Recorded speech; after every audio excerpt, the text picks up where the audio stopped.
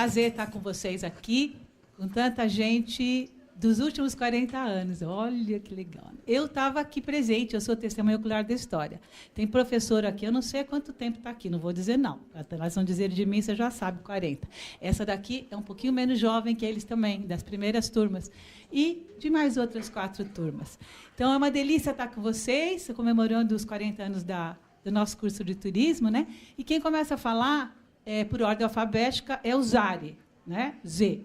O nome dele é César, né? No Japão, que vocês sabem, o Japão fecha todas as sílabas, né? Ele virou Zari. Então, o César Zari, que tem uma experiência no Japão, vai falar, tem uma experiência linda, inclusive, vai falar em 20 minutos. Nós temos blocos de 20 minutos, como o TED, né? Para dar oportunidade de todo mundo poder também receber as questões de vocês e responder, tá? Então, nós vamos ter 20 minutos, tá, Zari? E ele vai falar sobre internacionalização do ensino superior, tá? E eu vou focar essas breves palavras, eu acho que em mobilidade, tá? Mobilidade internacional, acadêmica, focar um pouco em vulnerabilidades também, né? Como a gente entende a vulnerabilidade associada com a mobilidade no processo de aprendizagem, né? Aqui eu estou trabalhando hoje na ESPM, sou professor de Relações Internacionais e trabalho na internacionalização da escola. Sou responsável pelos inúmeros processos de tornar a ESPM uma escola mais internacional. Como a Célia apresentou, meu nome é César, eu fui para o Japão em 2006. Chegando lá no Japão, eles me chamavam de Cesare-san. Daí, o namae wa nan desu ka? Cesare desu. Né? E eles ficavam para o japonês 3 sílabas, né? Cesare, é muito complicado, são muito longo, né? Eles estão pequenininho, Miki, Maki, Yuki. Eu acabei ficando Zare. Daí que vem, né? Me chamavam de Zare, não tem nenhum significado específico em japonês, mas eu descobri um significado na língua da Etiópia. Significa hoje. Eu achei super carpe diem, eu falei, gostei, né? Olha. E confirmei com etíopes, que eu fui encontrando, descobri o significado em uma cidade chamada Daejeon, no interior da Coreia do Sul, numa universidade que eu estava visitando lá, com um engenheiro etíope. E o que eu posso dizer assim? Eu acho que hoje um diploma ele é importante no mercado de trabalho, mas ele não é mais o suficiente. A gente precisa de viagens, de idiomas, de experiências, de estágio, de vivências das mais diversas, né? E é nisso que eu quero focar, a nossa capacidade de percorrer caminhos simultâneos sem, muitas vezes, nos darmos conta de qual caminho estamos percorrendo. Eu estava aqui falando com lembra o teu nome? Carol? Com a Carol. Às vezes a gente define um caminho, sem perceber a gente vai... você está fazendo uma graduação, mas você está aprendendo uma língua, você está aprendendo a cozinhar. Quando eu estava no Japão, eu percebi que o meu doutorado era apenas um dos caminhos que eu percorria simultâneos, né? E como a gente consegue juntar os pontos e dar um sentido para isso. Tem uma autora, a Célia mencionou do TED Talks, que eu gosto muito, a Brené Brown. Alguém aqui já ouviu falar dela? Ela é uma especialista em vergonha. Ela estuda o papel da vergonha na vida dos indivíduos. Ela é da Universidade do Texas.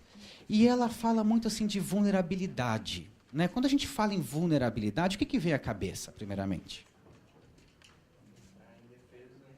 Indefeso, né? O que mais? Fraqueza vem muito, né? Uma exposição. Na verdade, parece que ninguém quer estar em espaços de vulnerabilidade. Mas quando eu olho as histórias de superação que me inspiram, são histórias de coragem, no qual as pessoas não tiveram medo de se colocar em um espaço de vulnerabilidade. E essa conexão eu quero fazer com a mobilidade acadêmica, né? Eu posso ficar na minha zona de conforto. Eu posso fazer o que eu faço todo dia. Né? Sair dessa zona implica eu entrar num processo de aprendizagem, numa zona um pouco desconhecida. Né? Eu acho que todo mundo vive com uma couraça. A gente tem essa couraça que nos protege, senão a gente é alfinetado. Né? E a gente fica esperando muito tempo para entrar na roda. Eu faço esse intercâmbio, eu levanto a mão e pergunto na sala de aula. né? Ou eu vou me meter em alguma coisa. E se a gente fica esperando muito essa couraça engrossar, a gente não entra na roda. Isso demora demais. E quando você entra, as pessoas nem querem te ver mais assim, tão encouraçado. Esse tipo de vulnerabilidade, esse saber trabalhar da vulnerabilidade, que eu acho que qualquer estudante de turismo, como de qualquer área, tem que estar consciente, né? Em que medida eu me permito trabalhar com essa vulnerabilidade para subsistir na arte de crescer na vida. É muito importante. Eu nasci aqui em São Paulo, na Avenida Paulista, nunca morei em São Paulo. Mudei a minha vida inteira, fui para Rondônia na minha infância, meu pai era engenheiro de estradas, a gente ia para onde não tinha nada. Morei em Brasília, morei em Campinas, aos 15 anos me mudei a Lima, Peru, hice toda a minha secundária em castelhano, me encanta falar espanhol. Voltei para o Brasil perdido, né? Fiz cursinho e entrei no curso de turismo. Né? Paralelo ao turismo, eu também comecei a fazer administração pública, né? E fui, ao longo da minha vida acadêmica, as possibilidades de intercâmbio, de vivência, de estágio que eu tive, eu agarrei. Eu entrei para a IESEC, que é uma associação estudantil. Alguém conhece a IESEC aqui? Tem a IESECOS aqui? Legal. A IESEC foi uma ótima influência. Fui para Portugal pela IESEC, no primeiro ano de faculdade. Após 2 anos de escola, fui fazer intercâmbio acadêmico na cidade do México, porque já falava espanhol. Foi uma experiência muito rica. O México é um país muito colorido, né? Acho que é uma das cidades mais coloridas do mundo, mariachi, tequila. Não voltei para o Brasil, fui para Cuba, para a Universidade de Havana, a estudar Cuba contemporânea, que me trouxe uma perspectiva de mundo muito diferente. Voltei para o Brasil e eu já não aguentava mais o ensino formal. Gente, a universidade tem que dar uma mudada. Ela funciona do mesmo jeito faz 100 anos. Né? Pelo menos. E o que acontece? Nesse processo, quando eu migro de ser aluno, vocês sabem que aluno significa sem luz. Aluno, olha que horror. Né? É isso, aluno, o significado. O aluno, ele é um ser passivo. Ele senta lá, né, e espera o professor. Dá para sentar aqui? Espera o conteúdo vir, né? E daí ele processa esse conteúdo e voa lá, faz um exame. Se a gente for usar uma metáfora, seria uma manufatura. Né? O professor vomita, eu processo e faço o exame. Então, desde o colégio, né, ensino médio, universidade, de repente até um mestrado, que é um paper aqui, outra lá, o doutorado muda um pouquinho. E a gente não tem que pensar na educação assim como uma manufatura. Né? Quem fala isso é o Ken Robinson, um pedagogo britânico. Muito interessante, ele fala, temos que pensar na educação como um processo orgânico. Se for usar uma metáfora, seria uma agricultura. De repente, um curso que você faz aqui é uma semente que está mais profunda. Ela não vai brotar agora, brota mais para frente. Mas você tem que irrigar esse solo, você tem que ler, você tem que ir atrás do que você gosta. Esse é um dos segredos. E sentir esse caminho, o que eu olho que compõe o meu processo de aprendizagem heterogênea. A universidade está sendo um pilar muito importante, porque ela permite pontos de encontro. Então, eu estou num momento, eu me coloco em uma situação em que eu me esbarro com outros. Né? Até o modelo, a gente tem um paradoxo nas universidades hoje, que temos mais salas de aula que sala de estudo. Sinceramente, eu não aprendi matemática em sala de aula. Foi em sala de estudo, sentando com meu colega e debatendo. Né? Aqui a gente tem a ECADA, tem a FEFELESH. Vocês sabem que no MIT, já faz 30 anos, a música é junto com a história, no mesmo prédio. A física é junto com a... Qual que era? Peraí, era física, história, música e matemática. Eles vão misturando tudo. Porque a criatividade está nesse esbarrar, nesse permitir-se. Né? Como estudante da USP, vale a pena. Conversando com a Carol, eu tento fazer os meus caminhos aqui, eu me inscrevo numa outra matéria. É isso que a gente tem que ir atrás. Mas voltando para a minha trajetória de mobilidades, quanto tempo mais que eu tenho? Tá. Eu voltei para o Brasil depois de México e Cuba, não aguentava mais a universidade, esse processo formal, mas continuei. Consegui uma bolsa da CAPES para estudar Comparative Public Policy nos Estados Unidos, comparando Brasil e Estados Unidos. Foi quando eu sentei, estudei, fui para Austin, no Texas, entendendo o sistema americano como país, o sistema brasileiro. Acabei ficando 1 ano lá, voltei para o Brasil, ainda faltava 1 ano de faculdade. comecei na GV e aqui faltava um pouco mais. Na GV ainda faltava um ano. E com esse passar assim de diferentes olhares, eu comecei a ver os meus amigos prestando trainee, banco, não sei o quê. Tenho até hoje amigos que estão em JP Morgan, que estão em banco de investimento. Eu falei, não, peraí, não é o que eu quero, mas o que eu faço? O que eu quero? Eu entrei no Sou da Paz, Instituto Sou da Paz. Conhecem? E comecei a trabalhar com controle de armas, avaliação de polícia, né, o que é inovador, o que é bom do policial. E conheço um japonês lá no Jardim Ângela. Yoroshiku onegaishimasu. Falei, o que está fazendo um japonês aqui? Daí eu comecei a perguntar, descobri que tinha uma parceria da polícia, da PM de São Paulo, com a polícia do Japão. Voltei para a GV e falei, professores, o que a gente sabe do Japão em termos de governo, de políticas públicas? Eles falaram, olha, Zari, a gente sabe um pouco dos Estados Unidos, ainda era César. A gente sabe de políticas públicas, nos Estados Unidos, a gente sabe na Europa. Da América Latina a gente sabe pouco, porque distância Brasil-América Latina é uma distância psicológica maior que Brasil, Europa e Estados Unidos. Japão a gente não sabe nada. Né? E acho que eu fui a primeira pessoa a ir para o Japão entender como a sociedade japonesa funciona e como os sistemas de policiamento comunitário estão estruturados lá. Né? Chegando, o meu mestrado foi uma fase muito gostosa. Eu fui para uma universidade internacional, que era um dos centros de estudos da paz e resolução de conflitos do Rotary. É uma bolsa muito bacana, o Peace Fellowship. Recomendo que deem uma olhada, funciona até hoje. E eu percebi que o Japão era um sushi grande demais para digerir em 2 anos. Falei, demorou 8 meses para abrir a boca para falar japonês, 2 anos para começar a bater papo. E daí, quando estava acabando, mas agora que ficou bom, eu vou embora. Né?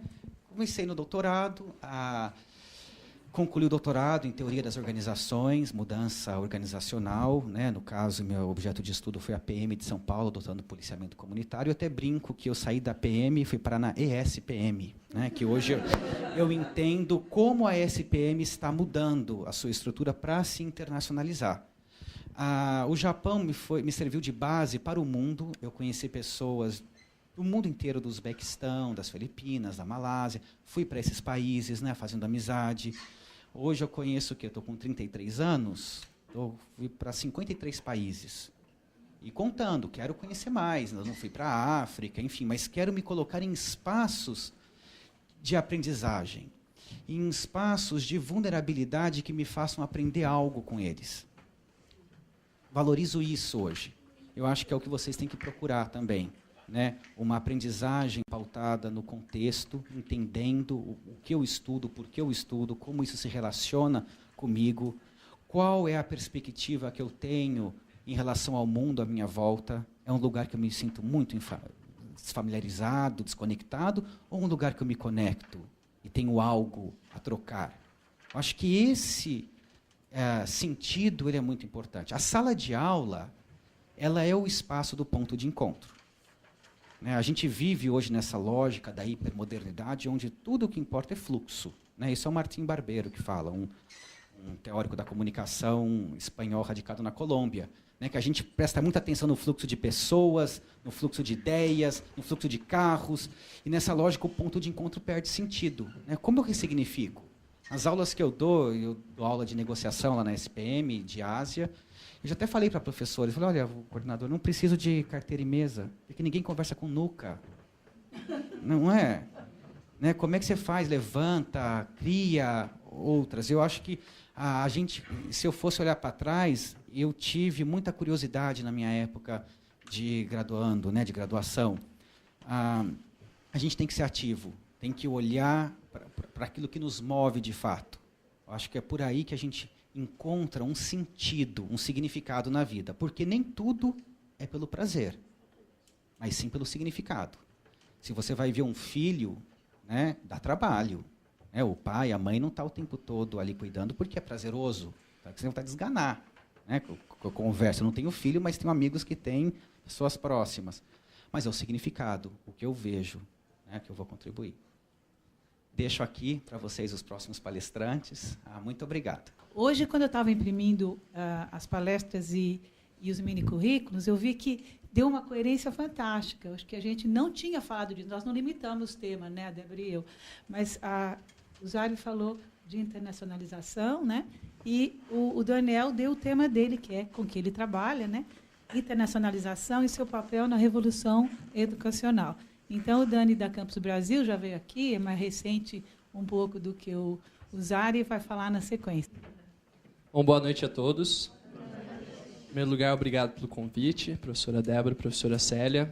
É sempre um prazer voltar aqui para a ECA. Acho que não existe ex-ecano, né? Uma vez ecano, sempre ecano. Prazer também dividir a mesa com todos. Esse mundinho é pequeno, né? Eu trabalho com a ESPM também, em parceria com os projetos. A Dai também já trabalhou com a gente em alguns projetos. Meu primeiro estágio remunerado foi pela T4, quando o Léo trabalhava lá. Então, eu vou contar um pouquinho da minha história para vocês. Vou falar um pouquinho de educação internacional. Ver se está funcionando. Tá. Bom, quem sou eu? Eu entrei aqui na ECA em 2005, né, e saí em 2009. Tive a oportunidade de estudar com a Dai, que é da turma de 2006. E intercâmbio é meio que uma paixão para mim. Então, eu respiro intercâmbio, né? Então, minha primeira experiência foi em 2003, quando eu passei 3 meses na Inglaterra para aprender inglês. Depois fui, em 2006, aprender espanhol na Argentina. E minha experiência mais longa foi quando eu fiquei 1 ano na Europa, da metade de 2007 para a metade de 2008, fazendo intercâmbio, fazendo estágio na Suíça, na parte alemã, e mais alguns cursos de idiomas. Desde 2010 eu tenho uma empresa chamada Campus Brasil, que é uma empresa que trabalha com estudantes estrangeiros que vêm para o Brasil. O nosso maior mercado é o público norte-americano. Nesse primeiro semestre do ano a gente recebeu quase 300 americanos aqui no Brasil. Então, esse sou eu.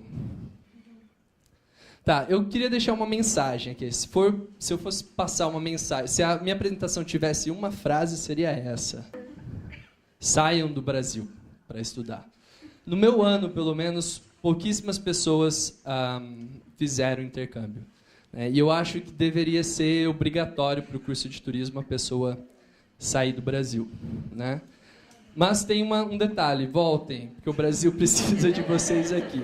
Então saia, aprenda tudo o que vocês têm que aprender, vejam coisas novas, mas depois voltem para o Brasil, que o mercado de turismo ele carece de muitos profissionais. Bom, o professor Zari falou muito bem sobre os tipos de educação. Eu queria só reforçar. Estudar no exterior não é simplesmente você estar dentro de uma sala de aula também. Aqui existem 3 tipos de... Bom, tem teóricos que falam que tem mais, mas 3 tipos principais de aprendizado, né? O formal, dentro da sala de aula, o professor falando, o aluno que é sem luz, aprendi hoje, simplesmente recebendo informação. A não formal, que na verdade seria algo que não tem uma estrutura curricular, é um curso extra, uma palestra, ou mesmo um estudo que você faz lendo.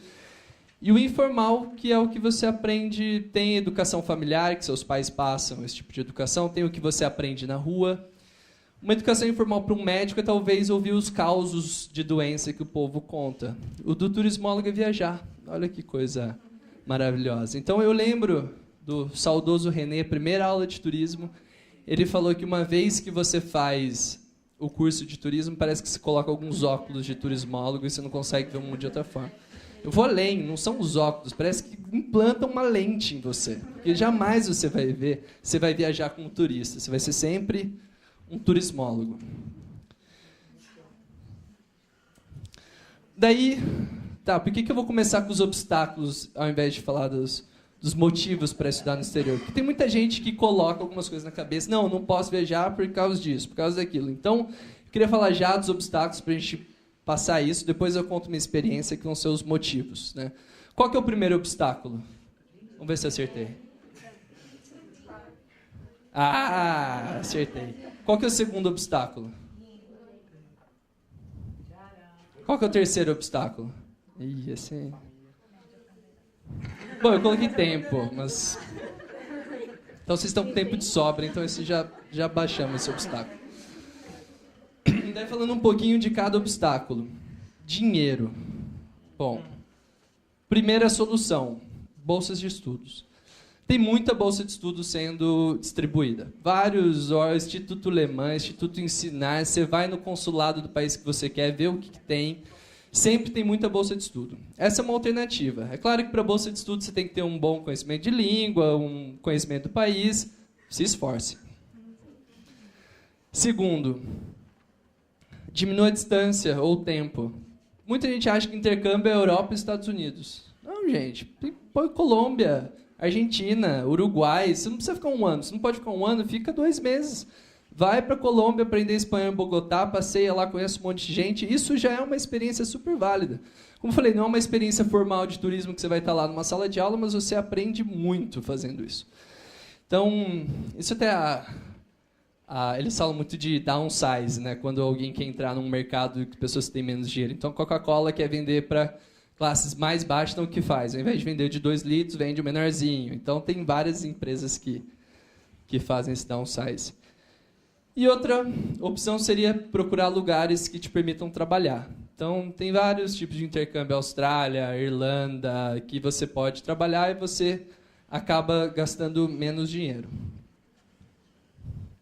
Idioma. Bom, idioma eu não vou nem mais falar hoje. Com a internet, o Google, você não precisa ter dinheiro para pagar um curso de idioma. Se tiver o Google, você consegue aprender mandarim. Não, mandarim não também. Mas inglês, espanhol, você consegue. É esforço, gente. Não tem. Idioma não é para ser desculpa para não viajar. Tempo. Bom, tempo é questão de preferência. Tem gente que vai falar, não vou viajar porque meus créditos não vão ser validados e eu vou levar mais meio ano para se formar. Daí. Demora mais meio ano. Ainda mais que vocês estão numa instituição. Vocês, ao menos, não pagam diretamente a instituição. Se se formar meio ano depois, 1 ano depois, desde que tenha motivo. Nada de, tem TCC, tem estágio, vou me formar em 5. Não, tem que se formar em 4 de estudos. Mas para trancar para estudar no exterior é um bom motivo. Agora sim, a parte boa. Por que estudar fora? Eu vou passar os motivos e explicando um pouco minha experiência na Europa de 2007 a 2008. Então, eu botei na minha cabeça que eu queria fazer estágio no exterior. Não sabia onde. Daí, pensando, eu falei assim, nossa, meu sobrenome é Amgarten, de onde vem? Daí, fui atrás de uma cidadezinha de 2.000 habitantes nos Alpes suíços. Não falo nada de alemão, não falava nada de alemão. E meu irmão tinha ido lá há um tempo, visitando, conseguiu o contato do prefeito da cidade de 2.000 habitantes, também não é tanta coisa. E daí eu troquei vários e-mails com o prefeito, que acho que era a única pessoa que falava inglês. Não foi 1, não foi 2, foram 147 e-mails que eu troquei, infernizando ele. E daí ele falou, tá bom, conseguiu 3 cartas de estágio para mim. Num restaurante, tá bom, tem hotelaria, A e B, tem um pouco a ver, e 2 cartas de órgãos oficiais de turismo de 2 cidadezinhas de lá. Eu falei assim, ótimo, o restaurante vai me dar alimentação, hospedagem, e ainda tenho 2 dias para trabalhar no escritório de turismo da cidade, tipo a secretaria de turismo da cidade. Falei, tá bom, agora eu não falo alemão, e daqui 1 ano eu preciso ir, menos de 1 ano, 6 meses. Fiz um curso na Poliglota, 6 meses, daí eu fechei um curso antes em Düsseldorf, 2 semanas de alemão. Falei, pronto, agora eu sei pedir água, comida. E tá, beleza. Daí fui para a Suíça, em Lungern, onde eu fiquei 7 meses. Cheguei lá, não entendia nada, porque tinha um dialeto suíço. Tem um suíço-alemão, e os próprios alemães não entendem um suíço falando. Então, você vê, quando você está na Alemanha vendo um suíço falando, tem a legenda, porque eles não entendem. Mas eles sabiam falar o alemão correto, então eu fui me virando da forma que dava. A cidade era muito pequena, poucas pessoas falavam inglês. Então isso foi ótimo para mim, porque eu aprendi alemão. E alemão não é uma língua muito simples. Daí fiquei 7 meses lá.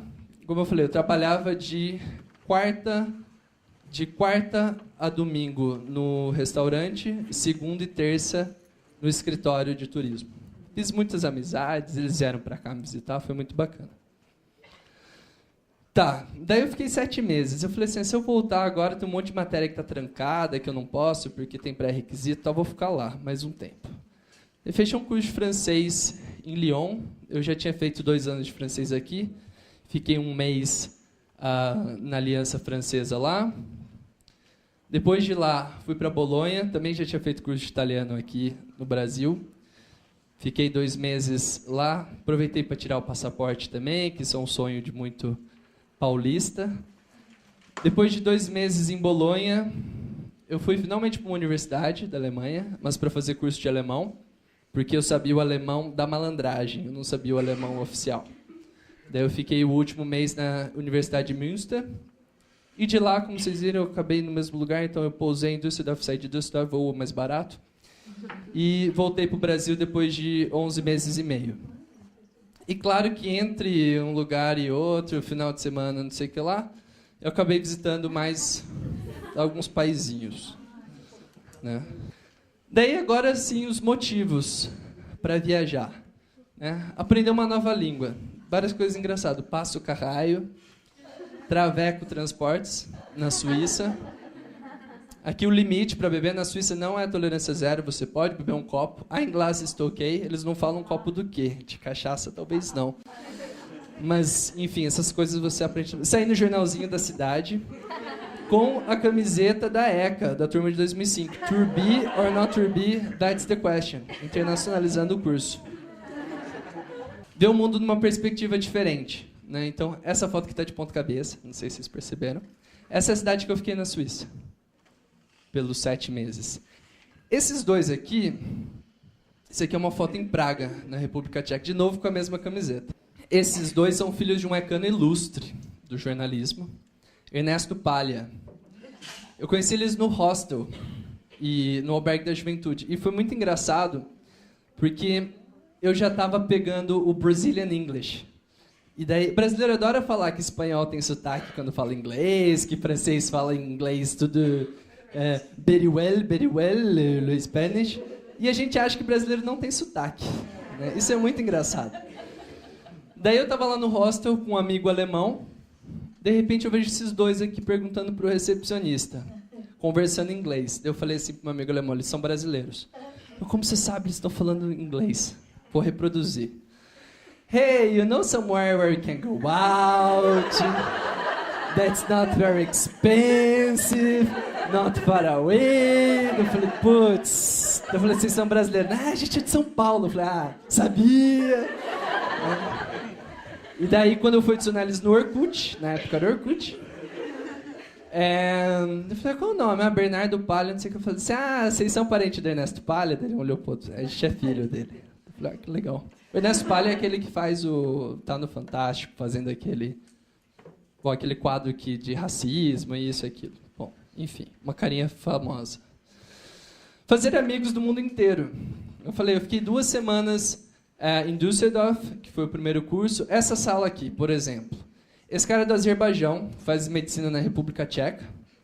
Mauritânia, Espanha, essa aqui é a professora da Alemanha. Itália, Polônia, Reino Unido e eu, quando tinha cabelo, brasileiro. Aqui em Lyon, na França. Então tem mais 2 ecanas aqui. A Flávia, que é das cênicas. A Júlia, que é de turismo. Continua na França, casou com um francês, está lá em Lyon. E mais uma galera, Colômbia, Alemanha, México. Aqui com os amigos suíços numa festa. Ser embaixador do Brasil, olha que engraçado. Essa foto aqui estava num orelhão na Espanha. Em Astúrias. Então eu falei assim, não, eu preciso tirar foto, que algum gaúcho postou isso aqui.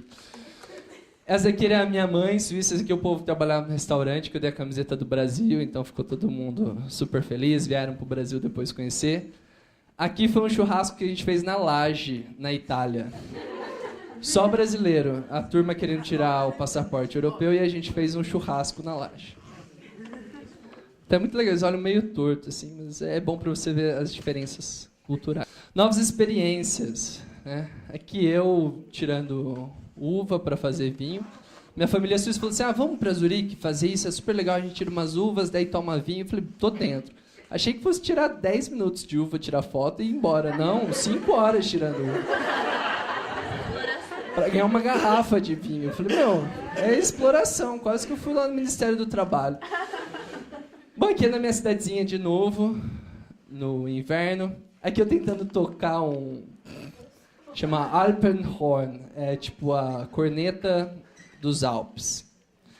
Aqui em Maranello, a fábrica da Ferrari, também é uma história engraçada, que eu falei assim, não, eu preciso visitar a fábrica da Ferrari. Vou lá, eu para Maranello. Eu falei assim, cadê? A fábrica é aqui, não tinha portaria, não tinha nada. Eu vi uma portaria assim, um interfone e toquei. Falei assim, voglio visitare, né? Dele, qui non è Disneylandia. Tá bom. Ele falou assim, tem uma galeria da Ferrari lá que você pode visitar. Daí eu fui. Bom, se perder, aqui eu, careca, aprendendo alemão no final. Acho que a gente se aprende muito esse negócio de olhar em mapa e ver como eles estão organizados no turismo. Foi o que eu falei, vocês que são turismólogos, tudo vocês vão ver alguma razão e linkar com turismo e como você pode aplicar aqui no Brasil. Bom, agora já estão me dando tempo aqui de 5 minutos, mas na verdade... essa aqui é a vista da minha janela de lá. Era na frente da estação de trem, então isso foi bom para aprender alemão, que todo dia... Tum, tum, tum, next halt, daí falava um negócio. Então foi bom que eu fui gravando. No final eu sabia de cor o que a mulher fazia. E você não precisava de relógio, que você sabia o horário certo do trem. Agora é 1h45. E é isso, eu queria deixar só uma frase do Milton Nascimento, né? Da janela o mundo até parece meu quintal. Não sei se vocês conhecem essa música, mas é uma música muito legal para turismólogo. E aqui é meu contato, né? Então eu vou passar agora para o próximo e deixar as perguntas para depois. Daiane Seno Alves, então, fala para a gente agora da experiência estudar no exterior, uma experiência francesa. Boa noite, meu nome é Daiane, então sou, como vocês, ecana, da turma de 2006. Vou falar um pouquinho para vocês sobre a experiência que eu tive e estou tendo na França. Pequenininha comparada a certas experiências aqui da mesa, mas a Débora me pediu e é com prazer que eu venho aqui hoje à noite compartilhar e talvez abrir a cabeça, abrir caminhos e mostrar que não é tão difícil quanto parece, como o Dani falou. Basta ter só um pouquinho de vontade e correr atrás que a gente consegue fazer tudo isso. Então, atualmente sou doutoranda na Paul Valéry, que fica em Montpellier. Vivo em Toulouse. Fiz mestrado na mesma universidade, foi o primeiro motivo pelo qual eu saí, em Turismo e Desenvolvimento Sustentável de Territórios. E eu, atualmente vou iniciar o 2º ano de doutorado. Então, só uma guia do que eu vou falar para vocês, mais ou menos, rapidinho. Qualquer pergunta sobre qualquer coisa, finjam que os professores não estão aqui e que vocês não estão sendo gravados. Fiquem à vontade, se quiser conversar depois, eu sei porque... Enfim, eu sei que muitas perguntas vêm, fiquem à vontade, eu respondo todas as que vocês quiserem no final. Vou deixar meu e-mail, também podem me escrever para qualquer coisa que eu puder ajudar, vai ser com prazer. Então, terminei o curso de turismo em 2009, me formei em 4 anos. Fiz a besteira de não ir para o exterior, não aproveitar que a USP paga tudo e você vai. Tentei, mas não consegui, mas tentei muito em cima da hora. Terminei, continuei trabalhando, um ano e meio, falei, caramba, não aguento mais, quero sair, quero conhecer, quero ter visões novas das coisas. Para onde eu vou? Não sei. Aí comecei a pesquisar, internet, primeiras opções, Estados Unidos e Inglaterra. Impossível, não tem patrocínio, eu não tinha como. Para os cursos que eu encontrei que eu queria, que eu estava muito focada no curso, não era possível ter bolsa, era muito difícil. Então, essas 2 opções foram descartadas para mim, porque o custo era um ponto importante para mim. E aí tiveram 2 outras opções, que uma foi a Espanha, para quem não conhece, Fundación Carolina, que dá bolsas para latino-americanos. Eu tentei. Com a bolsa na Espanha, eu não teria a possibilidade de trabalhar. O meu espanhol era relativamente bom. E, paralelo, eu também já conhecia a França, sempre tive o sonho, não me perguntem por quê, mas eu sempre admirei o ensino francês. Falei, por que não? Vai ser uma possibilidade de eu melhorar o meu francês. E o melhor de tudo é que o ensino lá não é pago. Você paga uma taxa de, sei lá, uns 400, 500 euros por ano, e isso é tudo. Eu falei, maravilha, vamos tentar. Comecei a ir atrás, não deu certo na Espanha. Falei, então vamos focar na França. Foquei e comecei a correr atrás. Então, todas as perguntas que vocês puderem se fazer, critérios de como eleger qual país, qual universidade, considerem todas as possibilidades e não possibilidades, e vão filtrando. Pelo menos para mim foi assim que eu cheguei até onde eu estou hoje, e estou muito feliz da escolha que eu fiz. Então, França decidida, vamos lá, o que eu faço? E agora? Não tinha ninguém para me auxiliar, não conhecia ninguém que tinha ido para a França. Fui batendo com a cara nas portas, errando, pegando caminhos longos, então estou aqui para falar para vocês o que não fazer. Não precisa fazer o que eu fiz, que foi entrar em contato com todos os professores de todas as universidades. Porque eu recebi a mesma resposta de todos eles. Passem pela Campus France. Então, esse é o site da Campus France, campusfrance.org. Encontre a sua formação. Você escolhe o nível, digita a palavra-chave, que pode ser turismo, desenvolvimento sustentável, meio ambiente, qualquer coisa. Não necessariamente formado em turismo, você tem que ir fazer alguma coisa de turismo. Porque, por exemplo, no meu mestrado, tinha uma menina que tinha sido formada, ela era russa, tinha se formado em letras na Rússia, fez o primeiro ano de mestrado em ordenação do espaço, com foco em turismo, e estava fazendo o mestrado 2 em turismo. Então, pelo menos na França, vocês podem seguir por outros caminhos. E aí, daqui, vocês caem nessa janela, que tem a lista de cursos, o nível, né, que vocês escolheram, M2, então é o segundo ano de mestrado, a cidade, e clicando você tem informações, tem a maquete. Enfim, escrevam se vocês têm dúvidas, eles normalmente são muito corteses e respondem. Se inscrevam, selecionem os cursos, se inscrevam e comecem a preparar a documentação, que é longa, tem que fazer tradução juramentada, como para qualquer país que vocês forem. É longo, é caro, é chato, às vezes você fala, putz, não quero mais, vou desistir, vou ficar aqui mesmo. Mas, se é realmente o que vocês quiserem, corram atrás que dá tudo certo. Tudo pronto, documentos enviados. Tem que esperar, tem, claro, fazer a prova de proficiência na língua, como para qualquer país que vocês forem para uma universidade. Nesse caso, eu estava pesquisando por mestrado, então eles me pediam um nível de proficiência B2 do Marco Comum Europeu, que é um nível bastante avançado. Então, você faz a prova, passa por uma entrevista na Aliança Francesa, eles mandam a própria Campus France, que fica aqui na USP, manda a documentação para eles, para cada universidade que você escolher, e aí tem que cruzar os dedos, rezar, fazer qualquer coisa que vocês quiserem, para esperar a resposta positiva deles. Recebendo a resposta, você escolhe aquela que você quiser, das 10 positivas que você recebeu, você seleciona a que você quer e passa para a entrevista para o consulado. E aí, não é à toa que eu botei a exclamação, porque o consulado, para quem já passou, para qualquer coisa, para mim foi o trauma. E eu espero que não seja a mesma coisa para vocês. Foi a primeira vez, era a primeira vez que eu precisava de um visto, nunca tinha ido para os Estados Unidos nem nada disso. Então, vá para o consulado com tudo bonitinho. A gente quer sempre, brasileiro dá um jeitinho, né? A gente não é assim, não, eu tenho dinheiro, mas foi o que eu fiz, né? A família inteira põe dinheiro na conta para provar que tem dinheiro, mas chegar lá não dá certo. Então, assim, façam tudo direitinho, vão com dinheiro, com hospedagem, levem muito a sério, porque o consulado, eles vão fazer de tudo para vocês não irem. Eles vão falar, a gente não precisa de vocês, porque nós somos muito bons. A gente não precisa de brasileiro. Mas a gente prova para eles que a gente é mais forte e a gente vai de qualquer forma. Bom, então, decidi, graças a Deus deu tudo certo no consulado, com a ajuda do Dani, que me salvou na parte... Não me emprestou dinheiro, mas ele me guiou para achar o caminho da solução.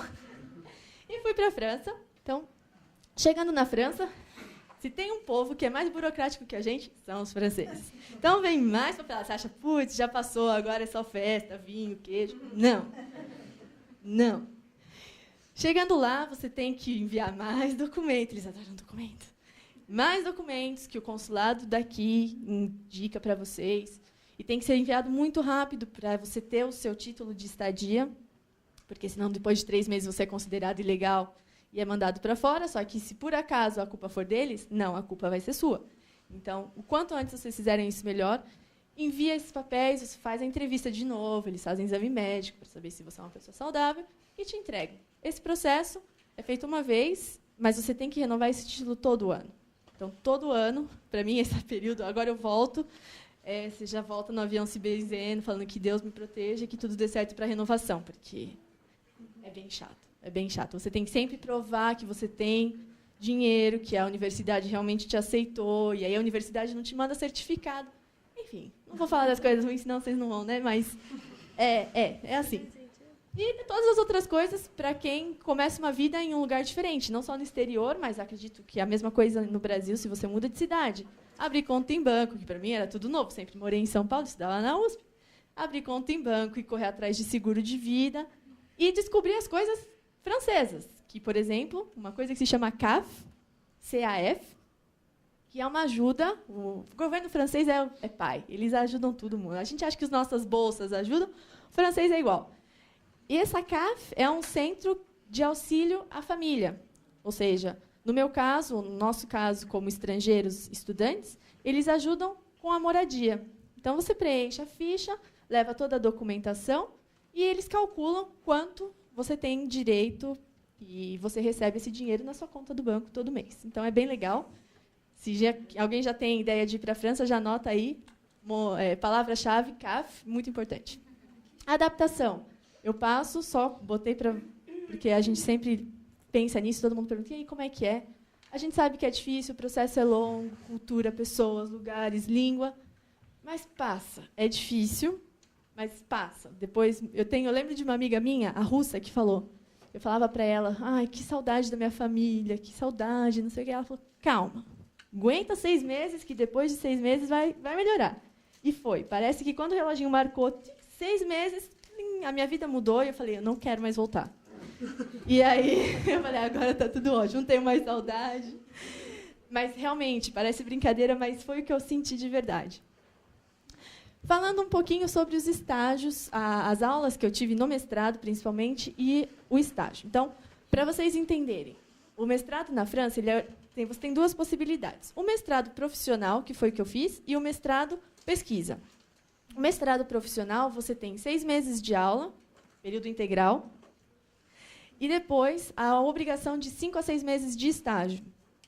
E depois a defesa, que é baseado no seu tema de estágio. Então, a minha turma, o mestrado que eu fiz, ele é vendido, entre aspas, ele é promovido como um mestrado internacional. Nós éramos 1/3 da turma de alunos estrangeiros. Isso foi sensacional. Para nós, para mim, como estrangeira na França, mas tenho certeza que muito mais para os próprios franceses, que aprendiam muito sobre as nossas culturas. Brasil, acreditem, não sei os colegas se eles concordam comigo ou não, mas eu me sinto muito valorizada por ser brasileira na França. Então, é muito legal.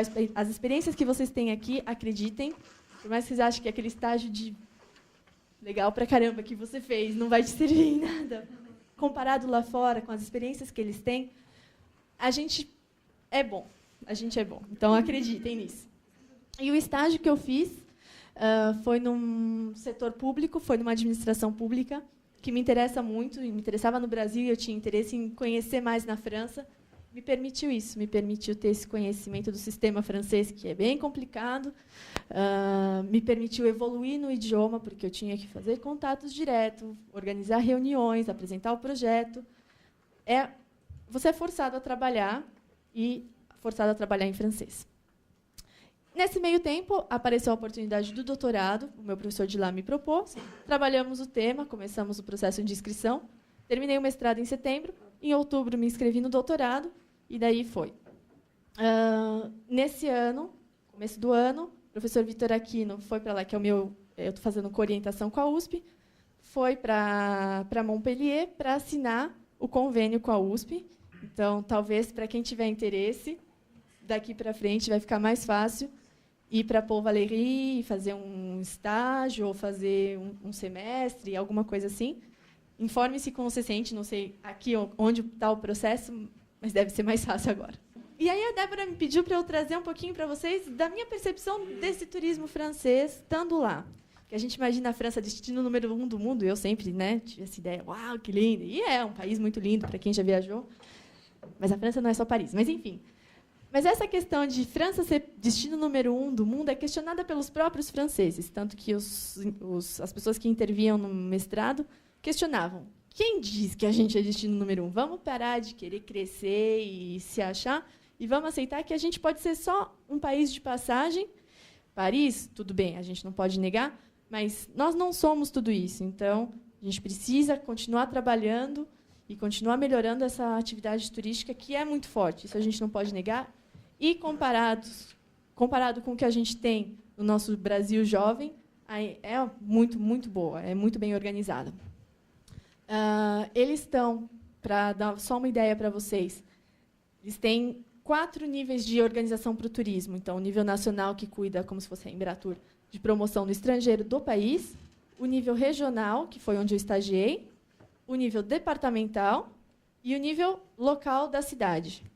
Então, vocês imaginam a dificuldade, às vezes, que é para eles entrarem em acordo, projeto de um, porque um território está dentro do outro. Então, às vezes, tem conflitos, às vezes, quase sempre. É bem difícil, mas, na maioria das vezes, funciona.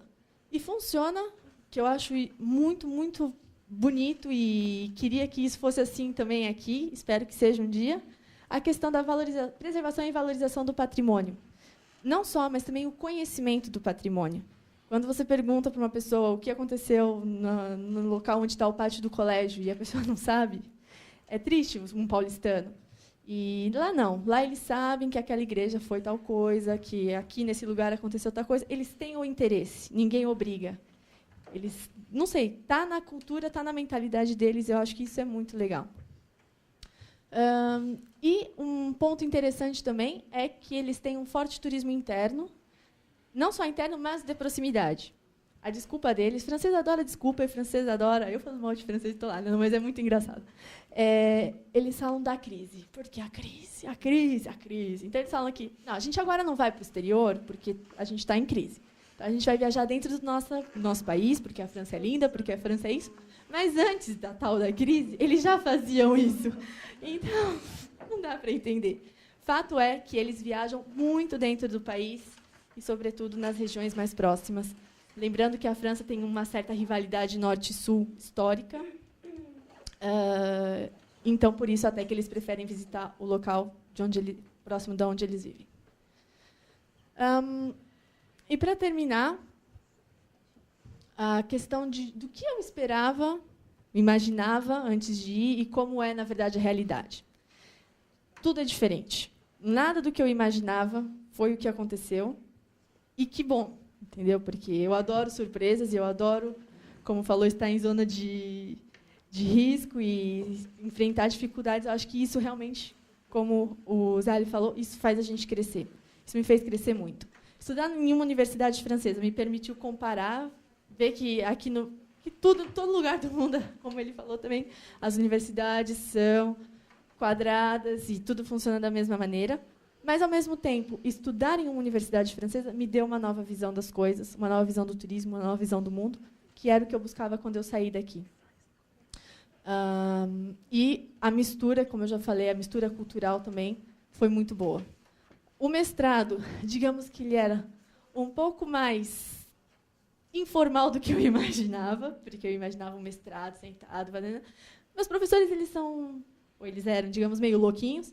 Então, a coisa funcionava bem de maneira informal, às vezes bem desorganizada. Nem sempre isso é bom, mas, por outro lado, como ele falou, a gente fugia, a gente tinha aula no jardim, a gente sentava na mesa do bar, e por aí vai. Os encontros e contatos, tanto do lado pessoal como profissional que a gente faz, te faz crescer como pessoa e como profissional, óbvio. E não só o mestrado, o doutorado, o que quer que seja, é só uma porta para muitas outras que se abrem lá, como foi para mim.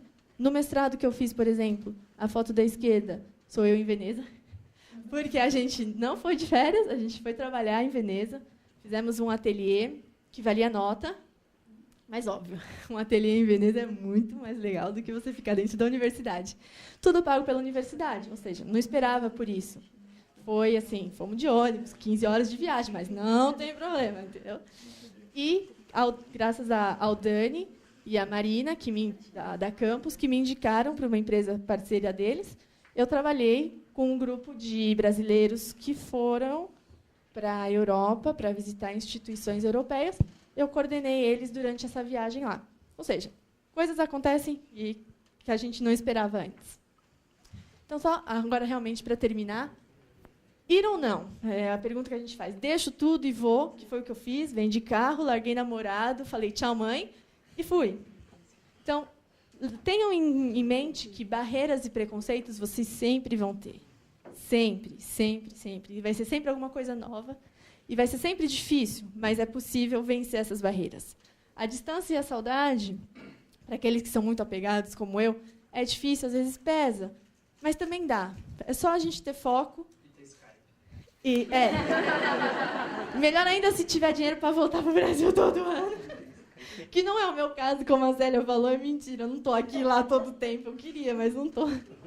Mas o mais importante é vocês terem a mente aberta, porque a partir do momento que a mente de vocês está aberta, as portas começam a se abrir e uma oportunidade vem atrás da outra e você não esperava por isso.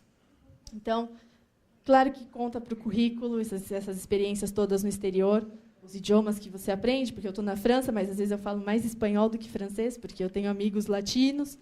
Então, não é só o idioma do local que você aprende. Tem novos contatos, novos conhecimentos, a nova maneira de pensar que você adquire, uma mescla do que você tinha do teu país com a nova cultura, os novos lugares que você visita, enfim, tudo é novo. Tudo, as pessoas, o lugar, a cultura, mas o principal é que você se torne uma pessoa nova. E eu, hoje, sou uma pessoa nova, faz 2 anos que eu estou na França, e eu não sou, por nada, em nenhum aspecto, a mesma pessoa, claro. Estou exagerando um pouquinho, mas a pessoa que eu era antes de sair daqui. Então, é essa mensagem que eu deixo com vocês. Se vocês querem evoluir, principalmente como pessoa, saiam do Brasil, visitem, aprendam, escutem, conversem, que com certeza vocês vão se tornar uma pessoa não melhor, mas com muito mais carga para voltar para esse Brasil e a gente, como o Dani falou, voltem, que a gente tem muita coisa para fazer aqui ainda. Eu deixo meu contato com vocês e agradeço. E além disso, a Joycely entrou em 81, quando eu entrei como professora, ela entrou como aluna, né? Então, a gente tem até uma semelhança de tempos, assim. Ela vai falar da área mais comercial, porque ela foi para os Estados Unidos há bastante tempo, ela vai dizer, e ela vai falar sobre turismo receptivo nos Estados Unidos. Ela trabalha lá nos Estados Unidos, tá? Obrigada. Eu já vou pedir desculpa se eu misturar a língua, misturar termos, porque eu estou assim defasada, tá? Não fiquem com raiva. Antigamente, no meu tempo de estudante, o pessoal ficava com raiva. Então, não sei se hoje em dia rola. Então, eu entrei aqui na ECA em 81 e eu fui para os Estados Unidos em 94.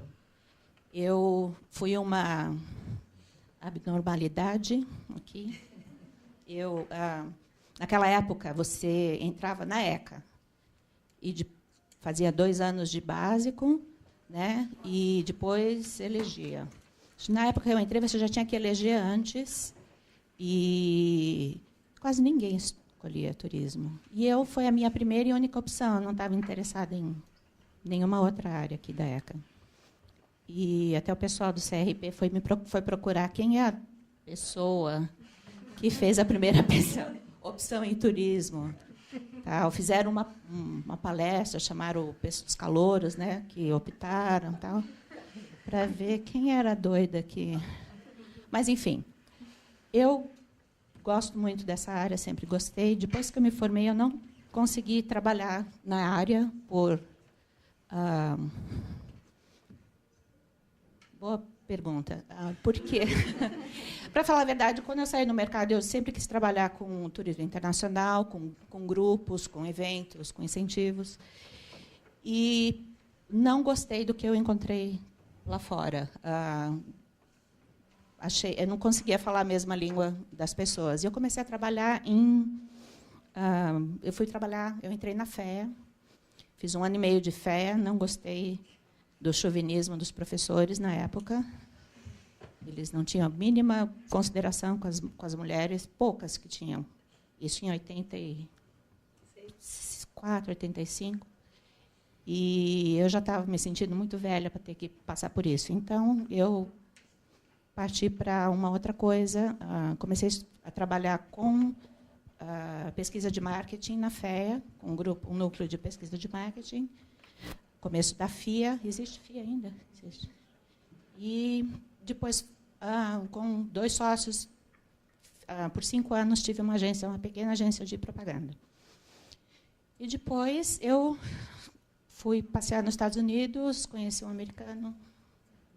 Conversa vai, conversa vem. Fui para lá, nunca pensei que fosse morar lá. mas fui morar em Los Angeles. E fui procurar coisa para fazer na área de turismo, né? Meu primeiro emprego foi na VASP. Vocês sabem o que é VASP? Sabe? Eu vou pular essa parte. Depois eu fui trabalhar, consegui trabalhar para uma empresa chamada Ally Tours, que foi uma empresa pioneira em 1940.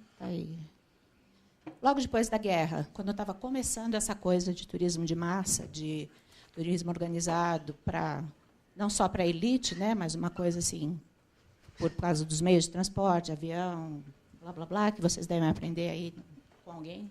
Eles ensinam isso? Sim. Bom, é história, né? Aliás, se não ensinam, uma boa ideia aí para o TCC de alguém. Uma das empresas pioneiras dos Estados Unidos de trazer gente de outros países para os Estados Unidos, chamado Ally Tours. Ally Tours. E baseado em Nova York, e tinha um escritório em Los Angeles. E eu entrei como coordenadora de grupo, depois gerente de grupos. E são os grupos ad hoc, que eles falam, que é grupo especializado, customizados. Tem um interesse pessoal, interesse específico, maioria de lazer, mas eventos, às vezes visitas técnicas, enfim. E você tem que gerenciar aquele pedido de acordo com as necessidades do grupo. Trabalhei 4 anos, saí, fui trabalhar em outra área, voltei, trabalhei mais 4 anos. Quando a empresa foi comprada por um conglomerado suíço chamado Kuoni, e meu departamento foi transferido para Las Vegas, eu não quis ir. Então, agora eu trabalho com projetos independentes e uma consultoria e faço serviço para um website, depois eu vou mostrar para vocês. Então, é esse site. E depois a gente pode conversar de outras coisas que vocês tiverem interesse, se tiverem interesse. Esse site, como é que eu tenho que fazer? Apontar aqui? Ah, tá. É pouquinho, tá? Esse site chama thetouroperator.com. Não tem foto, não tem piada, sinto muito. É isso aí. O thetouroperator.com é produzido por esse grupo chamado North American Journey. É uma empresa pequena. E de 1992... E é um site business to business que atende o segmento inbound da indústria turística norte-americana. O pessoal que atende o segmento de receptivos. Se é isso, é assim que chama ainda aqui? Receptivos? Tá bom. Publica boletins quinzenais sobre esse segmento, né, um misto de informações pertinentes e fofoca da indústria, e realiza pesquisa de monitoramento de vendas, de noites, né, room nights, do mercado internacional via esse canal do receptivo, né, e que atende a demanda internacional. Nos Estados Unidos, como a Daiane, né? Daiane falou, que tem essas camadas de entidades operando, eu acredito que na França seja um pouquinho mais centralizado governamentais, são as entidades, né? Nos Estados Unidos é muito misturado. Cada estado tem a sua forma de operar, cada região tem a sua forma de operar, cada cidade tem a sua forma de operar, e geralmente nada é com o dinheiro do contribuinte, é tudo com o dinheiro da iniciativa privada. Então, é bem confuso. Uma das frustrações ou surpresas que eu tive quando eu cheguei era como era tudo extremamente informal. Eu saí daqui, uma coisa tudo centralizada, tem que ter certificado, Embratur disso, não sei o quê, tudo, e lá, nada. Tudo, você quer, o negócio é tocar o negócio e fazer a coisa, e muita concorrência. Concorrência que move. Para você ser guia de turismo, não precisava nenhum curso, da Califórnia. É engraçado, né? Mas funciona. Porque tem muito imigrante. O pessoal, para atender o mercado internacional, a primeira coisa que você precisa é a língua do grupo que está vindo, né? E a maioria a grande parte do mercado é ou asiático, né, do Pacific Rim, ou europeu. E a Califórnia é aquela coisa bem misturada também. Então, tem bastante gente. E quem tem tendência, quem vai aprendendo, aprende com o que faz. Tem gente que já veio da Europa com uma habilidade, tendo permissão para trabalhar, vai. Tem alguns lugares que tem. São Francisco tem uma associação, Nova York, Washington, D.C. também tem. Então, é tudo, cada lugar você não sabe o que encontra. Nesses, eu estou lá há 19 anos, está mudando, está melhorando. Não tinha curso de turismo, não tinha diploma de turismo na Califórnia. Tinha alguns outros estados, umas coisas assim que eu não entendi, eu pensei que ia ser diferente. Mas você vai se acostumando. Na empresa que eu fui trabalhar,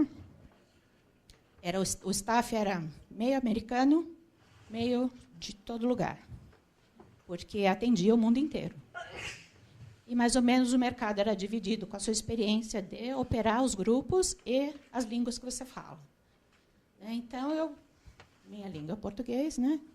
Então, eu tenho que atender o mercado brasileiro, que tem as suas dificuldades. Mas não achem que os outros não têm, porque todo mundo é chato, do mundo inteiro. Todo mundo é cliente.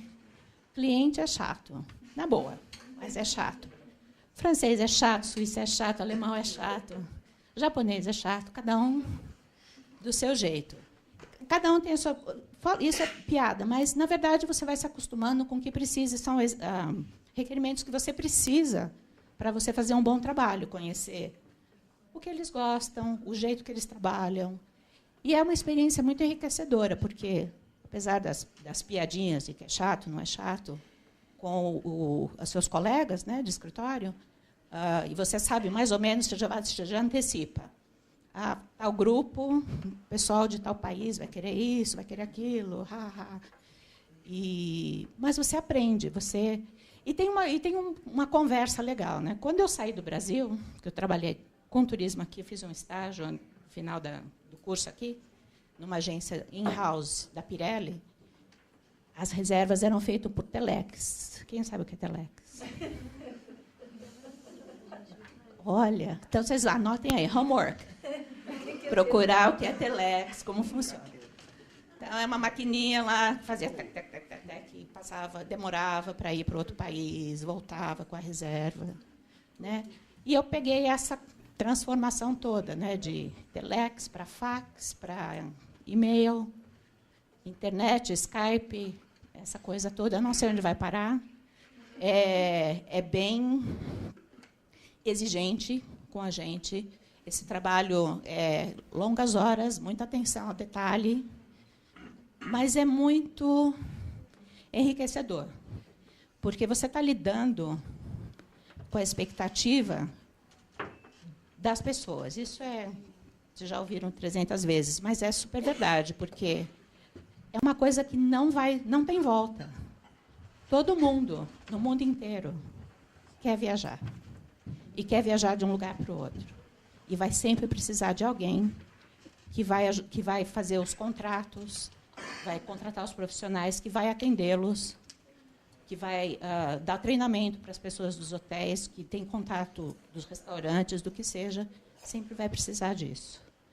Então, é uma coisa assim, de sentar, para quem tem tendência a querer trabalhar no lado operacional, do lado do dia a dia, é uma coisa bem interessante de sentar e pensar se gosta. É diferente da experiência de governo, etc., mas é uma coisa de sentar e pensar se, primeiro, uma coisa que casa com o temperamento de vocês, né, que estão em formação. E, segundo, te dá a oportunidade também de pensar em trabalhar fora para ganhar experiência, porque essa experiência deles todos, eu podia pegar qualquer um de vocês aí para trabalhar, porque vocês têm a experiência da cultura e você fala, olha, eu não posso, fiquei doente, você arruma esse grupo para mim? Vocês vão entender o que o francês, o suíço, né, tem a expectativa, e é bem diferente. Um grupo brasileiro, um grupo francês. O brasileiro gosta de não quer ficar no blá, blá, blá do histórico, no ano de 942, aquela igreja assim, tal. Né? Não. Exato. Mas, sabe, é válido. É válido. Eu tinha preconceito. Como boa uspiana, eu tinha esse preconceito que joga pela janela, não vale a pena. Se ponha no lugar do seu cliente e veja como eu posso fazer esse cara mais feliz. E daí, vocês não vão ter mais problema. Vocês vão ter um cliente. Problema tem. Que é uma área que tenha problema, é a área de turismo. Sempre tem problema. Todo dia tem problema. Vocês estão lidando com N fornecedores, né, que você não tem controle. Você tem confiança, tem que estabelecer relacionamento. É trabalhoso, mas é bem legal. Não tem como qualificar, tem que falar, é bem legal, porque você conhece muita gente de tudo quanto é, desde doutores, né, CEOs, essas coisas, até o cara lá que cuida do transporte de van, do aeroporto para o hotel, que toca a sua empresa com dificuldades, você tem que lidar com todo esse tipo de gente. E essa coisa de estudar e trabalhar e conhecer outra cultura é extremamente importante para esse mercado. E um mercado que está crescendo muito, não só o de lazer, e outros mercados emergentes que vão começar a viajar e que vão ter que contar com vocês para ajudar esse fluxo, porque o Brasil entrou no mapa e não vai mais sair. Essa experiência que vai ajudar vocês a entenderem os outros mercados e trazer de volta para poder lidar com esse, que é muito importante, que é quando, depois que eles voltam para casa, escrevem lá no Facebook, no Yelp, no TripAdvisor, que é super importante hoje em dia, é que vai dar o diferencial, do serviço que vocês vão estar prestando. Não é fácil, nem todo mundo entende, mas a pessoa que entende consegue. Voltando aqui, que eu já esqueci da minha apresentação. Então, esse site na qual eu ajudo, tenho uma parceria, esse nicho de mercado tem os operadores americanos que têm a dificuldade de lidar com os destinos, que eles não podem fazer parcerias, porque eles são subsidiados pelos clientes ou sei lá, às vezes pela prefeitura, às vezes por outras entidades, e eles prestam contas para aqueles membros dos seus CVBs ou das companhias de marketing dos destinos. E esse site tenta fazer o casamento de você poder trabalhar com destinos múltiplos sem ter essa barreira envolvida. É meio esquisito de explicar, vamos ver se dá para vocês entenderem. Os operadores precisam planejar os programas regionais multidestinos. Os marqueteiros de destinos, na maioria das vezes, só podem fornecer informações e soluções adequadas ao destino que os emprega, devido a restrições vinculadas à forma como cada entidade é financiada e também considerações políticas. Numa parceria com mais de 60 fornecedores de conteúdo, que somente podem informar sobre a sua área de cobertura, o site é formatado de maneira que os operadores, agentes de viagem, organizadores de evento, líderes de grupos, receptivos locais, etc., possam obter o que eles precisam num único portal. Então, o que você encontra no site? Itinerários sugeridos, cada itinerário oferecido por um especialista do destino, e incorpora sugestões para visitantes primeira viagem, para instigar visitas repetidas, possibilidade de personalizar itinerários às necessidades diferentes, possibilidade de traduzir os itinerários em 60 idiomas usando a ferramenta Google Translator, que já está embutida. Fotos, livros de royalty que os agentes, operadores podem usar sem medo de que vão ser processados. Contatos relevantes ao segmento do turismo, dentro dos CVBs ou dos Destination Management Offices, para que perguntas sejam direcionadas às pessoas certas e recebam rapidamente as respostas necessárias. Localizador de operadores receptivos, onde se encontram operadores receptivos que oferecem serviços terrestres e hospedagem na língua falada, no mercado desejado. Cupons personalizáveis para operadores outbound e agências de viagens, que possibilitam oferecer um valor agregado ao cliente, com ofertas de atrações e outros fornecedores úteis ao viajante. E também podem ser personalizadas e impressas com o nome de qualquer empresa, o qual será automaticamente incluído para impressão e entregue ao passageiro. E outras informações, as melhores atrações para grupos, opções de refeições, melhores empresas de transporte, materiais de treinamento de staff, para staffs, mapas, vídeos, ofertas, e o serviço de concierge do site, que é a Moazinha aqui. É um serviço que a proposta é o que você não encontrar no site, a pessoa pode me perguntar e eu vou tentar ajudar. Então, eu recebo e-mails de muitas agências de viagem do mundo todo que, às vezes, não têm experiência com o produto norte-americano. Então, eles perguntam e a gente, né, tenta responder. Eu vou só rapidinho mostrar o portal, depois vocês podem brincar com ele, se quiserem. Bom, então, todas aquelas opções que eu escrevi, que eu posso deixar aí com a Célia, depois, se vocês quiserem, tem os itinerários receptivos, os cupons, as fotos, e aqui sou eu.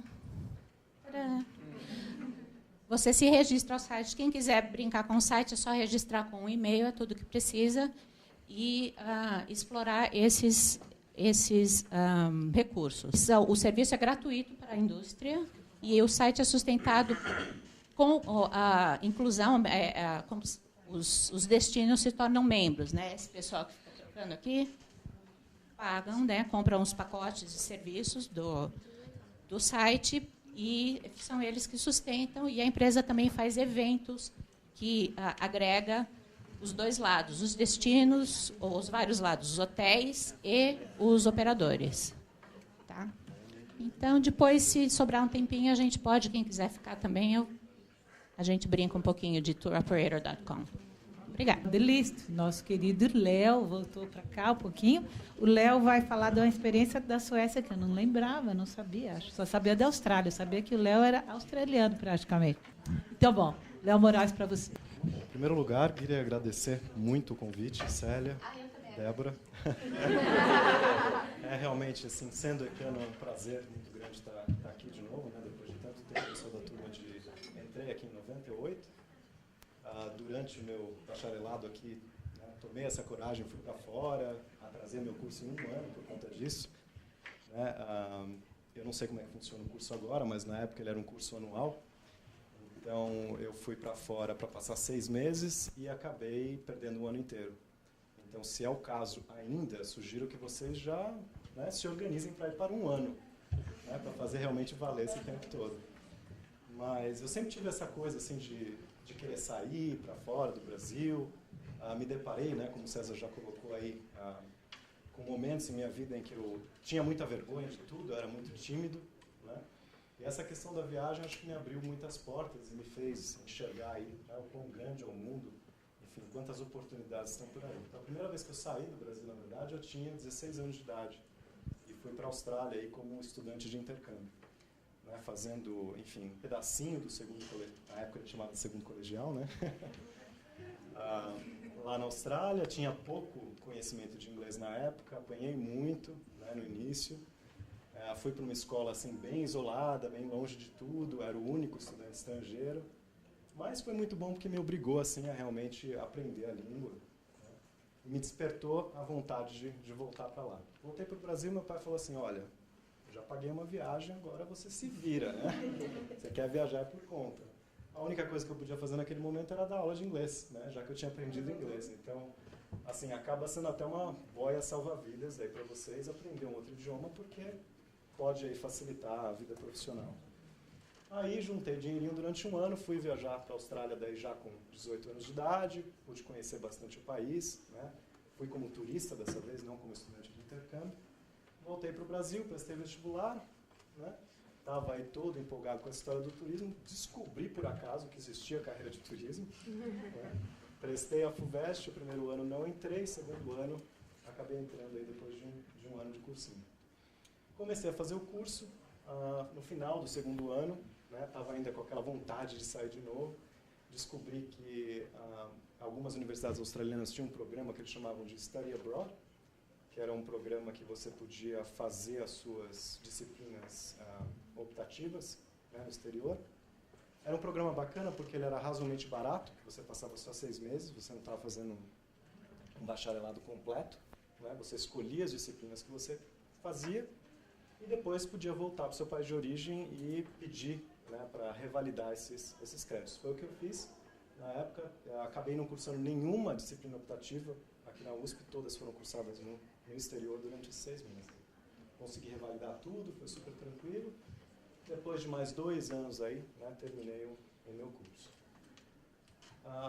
Sempre tive essa característica assim, de me jogar para as coisas, né? Até para, enfim, ir contra essa coisa toda da vergonha, da timidez. Durante o início, né, do meu curso aqui, me juntei com mais 2 colegas, a gente começou aí uma mini empresa, né, uma tentativa de empresa, chamava Pacotes Turísticos na época, né, a internet estava começando a aparecer, a gente viu aí uma oportunidade. Como eu acabei indo para a Austrália depois, né, a coisa não andou muito. Mas ao final da minha estadia aqui na ECA, me juntei com mais 3 colegas, 2 aqui da ECA e uma de fora, e montamos uma empresa de consultoria. Então, o recado que eu dou para vocês, gente, se joguem, tá? Aproveitem as oportunidades. Como foi colocado anteriormente, a universidade é um espaço onde existe a colisão de ideias, né? Aproveite essa oportunidade para testar muita coisa.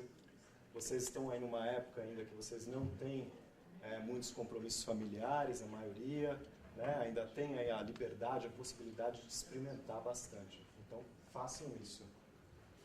E, bom, depois de um tempo comecei a entrar daí na vida acadêmica.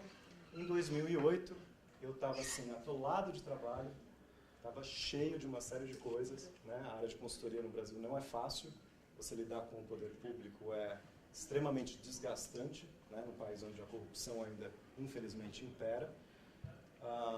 Estava super, assim, atarefado na universidade, estava como coordenador de curso, enfim, estava passando aí por uma série de problemas e respirei fundo e falei, olha, eu acho que é a hora de mudar de áreas um pouquinho. Né? Na época eu só tinha feito a especialização, não tinha mestrado e doutorado, e comecei a procurar alguns programas, né, de mestrado lá fora. Falei, olha, por que não voltar para a Austrália?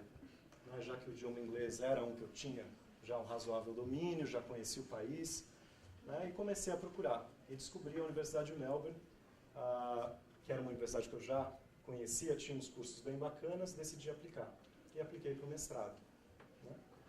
E daí foi aquela correria, aquele processo todo de, bom, eu era concursado, né, no Instituto Federal, tinha que pedir uma licença, e corri para pedir, né, um afastamento de capacitação, consegui o afastamento, e em poucos meses já estava eu lá na Austrália, para começar o curso. Né? Completamente loucura. Eu saí no meio da crise financeira global aqui. O dólar tinha acabado de estourar. Né? Eu tinha aplicado para uma bolsa lá, essa bolsa não vingou porque o número de bolsas foi reduzido justamente por conta da crise. Só que aquele tal negócio, né? A resposta do meu afastamento de capacitação já tinha saído. Né? Eu já tinha sido aprovado na universidade lá, a bolsa de lá tinha sido negada. O afastamento, né, no caso lá do instituto, você continua recebendo. Falei, quer saber de uma coisa? Eu tinha umas economias, falei, vou. E fui. Né? Mas aquele tal negócio, né? Eram 28 mil dólares australianos por ano. Era muito dinheiro. O meu primeiro ano lá foi sofrível. Sofrível mesmo. Pra vocês terem uma ideia, eu evitava fazer amigos, porque eu não tinha dinheiro para sair. Eu me escondia das pessoas, as pessoas me convidavam para sair e eu não tinha dinheiro. Né? O dinheiro era contadinho para pagar o aluguel, para conseguir comer, aquela coisa toda. Né? Mas passou. Né? Depois do primeiro ano, o que eu fiz? Eu apliquei para as mesmas bolsas de novo lá. né? E tudo deu super certo. Eu consegui 2 bolsas lá da própria universidade, uma que cobria todas as mensalidades e outra que me dava uma ajuda de custo mensal, né? Com um bônus que foi melhor ainda. Qual era esse bônus? Eles só podiam conceder bolsa para estudantes que tivessem, né, que pudessem passar na universidade por no mínimo mais 2 anos. E eu já tinha feito 1 ano. O mestrado lá eram só 2 anos. Né? O meu orientador falou para mim, olha, eu acho que esse seu projeto aí tem envergadura de um doutorado. Por que você não tem doutorado direto? E foi exatamente o que eu fiz. Então, no processo de qualificação, converti o meu mestrado num doutorado direto para conseguir garantir essas bolsas.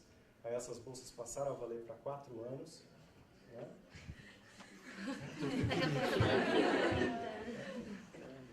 Bom, e daí e a questão do projeto, né? Como é que fica o projeto de doutorado? Falei, bom, agora que eu estou com essas 2 bolsas, que eu estou um pouquinho mais tranquilo, eu vou ver tudo mais que eu tenho de oportunidade na universidade. Né? O que tiver de bolsa eu vou aplicar, não quero nem saber. E realmente tinha muita coisa. Né? Então eu procurei uma temática que era uma temática que me agradava muito. Né? Sempre gostei de estudar sustentabilidade, sempre tive uma atração muito grande por regiões costeiras, pelo mar. Né? Falei, bom, o que seria interessante estudar em termos de sustentabilidade? Algum exemplo que fosse um microcosmos aí do que a gente vive, né, no planeta, ou no Brasil, ou, enfim, regiões turísticas como um todo. E acabei chegando à conclusão que a melhor coisa que eu tinha a fazer era estudar ilhas oceânicas. Porque as ilhas são bem delimitadas, são pequenininhas, você tem uma comunidade que é razoavelmente de fácil identificação, você consegue ver quais são os grupos principais, e foi isso que eu fiz. O meu projeto eu acabei montando em cima de 2 grupos de ilhas, Fernando de Noronha, aqui no Brasil, e as ilhas Lord Howe, lá na Austrália. É um critério que eu utilizei, as 2 eram patrimônio natural da humanidade pela Unesco. E daí comecei a correr atrás de recurso lá na universidade para conseguir viabilizar isso tudo. Né? E eles tinham muito recurso. Né? Obviamente que não era recurso para você fazer 2 viagens para 2 lugares diferentes, com o mesmo tipo de recurso de pesquisa de campo, que eles chamavam, mas você podia conjugar o recurso de pesquisa de campo com um recurso que estava disponível para você participar de congressos internacionais, aí descobri um congresso internacional que estava acontecendo aqui no Brasil, no Sul, enfim, fui conjugando tudo. Quer dizer que, olha, acabei indo 2 vezes para Fernando de Noronha para fazer pesquisa, 2 vezes para a Ilha Australiana para fazer pesquisa lá também. Né? Mas eu não estava contente ainda. A pesquisa sendo sobre sustentabilidade, né, e eu tendo feito um curso de turismo, eu me sentia assim um pouco fraco na área de sustentabilidade de maneira geral.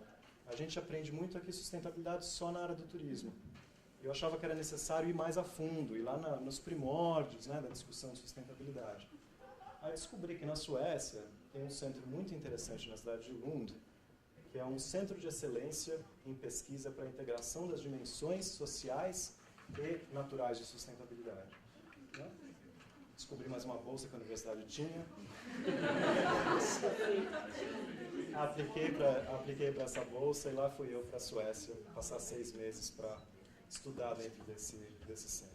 No inverno ou no verão? Eu cheguei no verão e saí no inverno. Mas queria ter ficado mais, eu até gosto do frio. E foi mais ou menos assim que a coisa foi indo. Né? Daí pensei, bom, mas o que eu vou fazer no futuro? Eu preciso pensar no futuro, eu preciso começar a criar uma rede de contatos, né? Possíveis, aí, potenciais oportunidades profissionais para o futuro. E daí pensei bem e falei, olha, a minha pesquisa seria muito interessante, né, já que eu estou falando de patrimônio mundial da humanidade, ver como é que são as relações globais e locais. Falei, e se eu fosse, né, rodar o mundo para entrevistar representantes das principais organizações internacionais ligadas com conservação do meio ambiente e turismo? Procurei mais umas bolsas.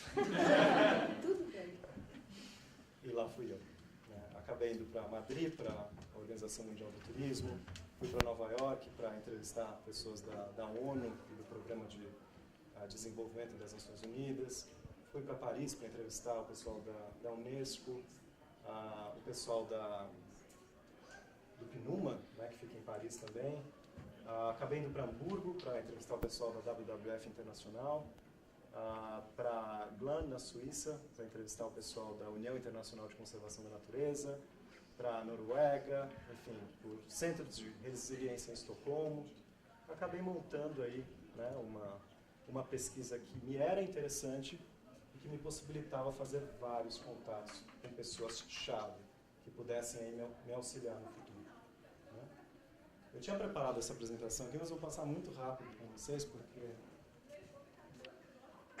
Você tem uns minutinhos Tem uns especialmente minutinhos, né? dos outros que deixaram, se você quiser. Até porque muitas das coisas já foram faladas aqui, né? A expectativa antes de você ir, né?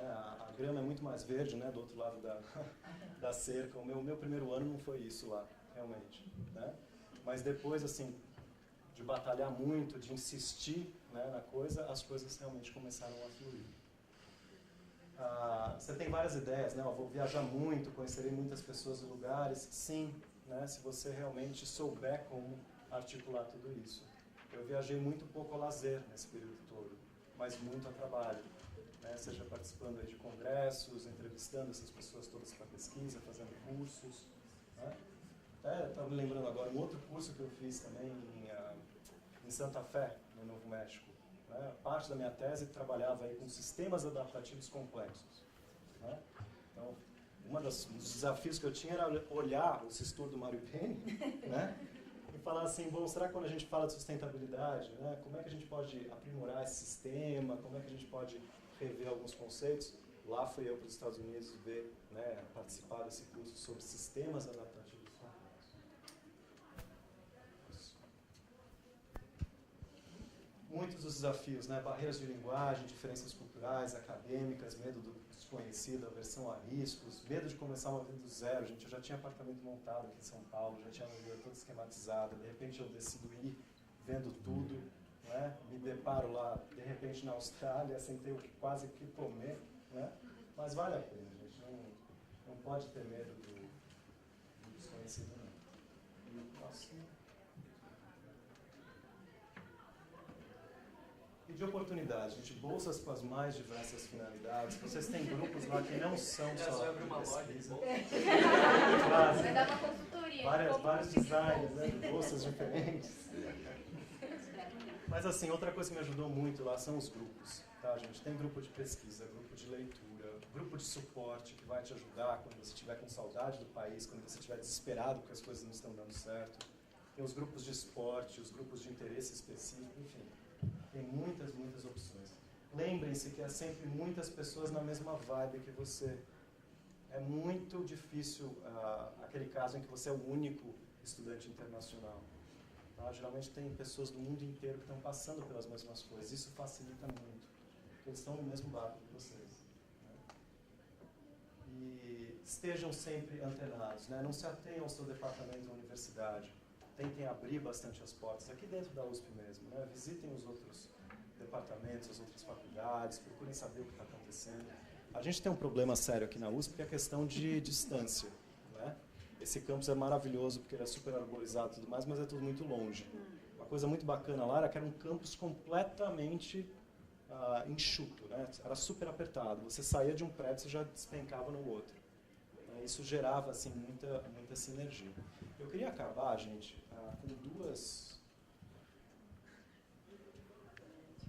Não sei se vocês já ouviram falar do Joseph Campbell, um antropólogo americano. Ele tem uma teoria muito bacana que ele desenvolveu assim, meio que para resumir todo e qualquer tipo de mitologia, né, que ele estudava, que é a jornada do herói. E essa jornada do herói foi utilizada em alguns filmes, né? Principalmente os filmes do George Lucas. E esse processo todo, a gente ir para fora, ele meio que se reflete aí o que é essa jornada do herói, né? Então você começa, por exemplo, né, aqui, olha, você está num lugar que é super seguro, que é a sua casa, de repente aparece para você aqui o chamado para a aventura, né? Você encontra com alguém que vai ser meio que o seu mentor, o seu guia, você confronta o dragão, que é essa coisa de você, poxa, eu vou, né, vou me jogar, não, vou enfrentar, né, essa coisa de sair do país. Passa aí por uma série de testes, de provações, né? Tem os seus momentos mais negros e, né, nefastos, assim, de você se desesperar realmente. De repente você descobre, né, que a resposta ela está dentro de você mesmo, né? É a sua persistência que vai te levar a conseguir chegar lá. Né? Chega um momento que você está tão feliz lá fora que você se recusa a retornar. No meu caso eu não podia, porque eu tinha uma obrigação legal aqui com o Instituto Federal, né? Você começa, né, todo esse processo daí de retorno. Ele é muito doloroso, tá? Já vou adiantar para vocês. Ele é um processo quase assim de morte, de renascimento, né? Porque você tem que se readequar a uma série de coisas que você já não estava mais acostumado, né, aqui no Brasil. Meu processo todo ele foi assim, idas e vindas para o Brasil. Meu último ano foi assim, 3 meses lá, 3 meses aqui, 3 meses lá, 3 meses aqui, né? Para fechar o negócio da pesquisa aqui, mas ao mesmo tempo começar a me readequar à realidade brasileira. E aquele tal negócio, a gente tem uma certa obrigação que é realmente voltar e trazer algum tipo de recompensa para a nossa comunidade.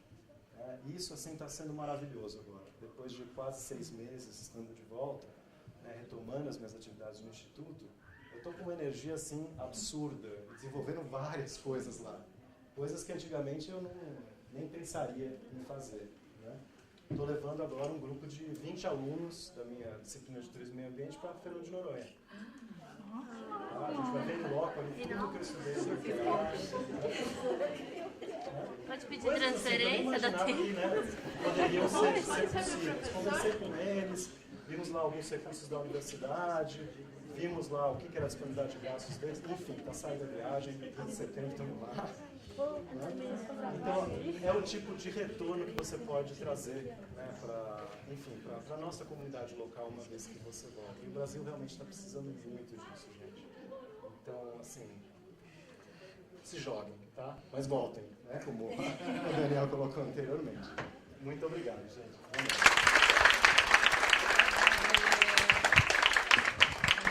Que delícia, né? As aulas podiam ser sempre assim, né? Tem tanto aluno bom, ex-aluno bom, né? Tudo especial.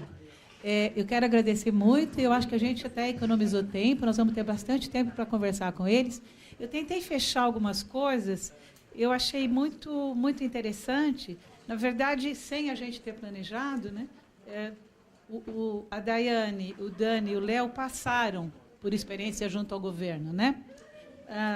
A Gerseli trouxe uma experiência de mercado, mas que também o Daniel também tem uma experiência de mercado, que é uma empresa dele, né? E a tua consultoria também, né? A tua consultoria.